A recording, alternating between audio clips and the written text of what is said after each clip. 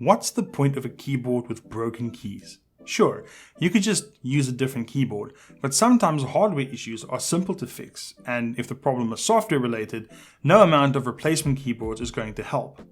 If your keyboard is acting up and you're a Windows user, here are some useful tips to get it working again. Cleaning out your keyboard is usually a good first step. Different keyboards have different specific things you can do to clean them, but in general you can turn them upside down to shake out crumbs and other detritus. A can of compressed air is a good way to blow out anything that's obstructing the movement of keys. This is true for both desktop and laptop keyboards. If your keyboard has user removable keys or allows washing, those are options as well. Just please refer to your keyboard or laptop's manual to make sure that you are cleaning it in an approved way. You can also buy special keyboard cleaning kits that have brushes or cleaning substances that won't damage your hardware. If your keyboard has suffered a liquid spill, you may still be in luck. If it was only water, the keyboard may work again after being allowed to dry. However, sticky drinks or those that have corrosive components are usually a death sentence. If you've spilled the drink on your laptop, you're much better off taking it to a repair shop. However, you should immediately unplug it, remove the battery if possible, and turn it upside down to drain as much fluid as possible. With that basic maintenance out of the way, let's look at some software fixes for keys that don't work in Windows. Start off by rebooting your computer. Hey, it's worth a shot. Next, try using a different keyboard to see whether the problem is with your keyboard or with the computer. Use a USB or wireless keyboard or even the Windows on-screen keyboard to see if it helps.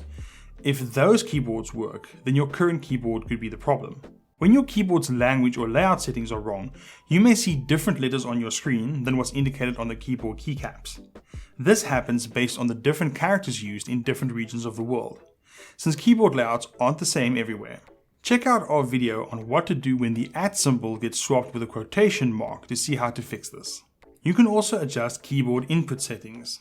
Sometimes inadvertent activation of features like filter keys, sticky keys, or the repeat delay setting can make your keyboard misbehave. Check that these are disabled under ease of access settings for your keyboard. For repeat delay, click Start, then go to the Control panel and search for Keyboard in the Control panel search bar.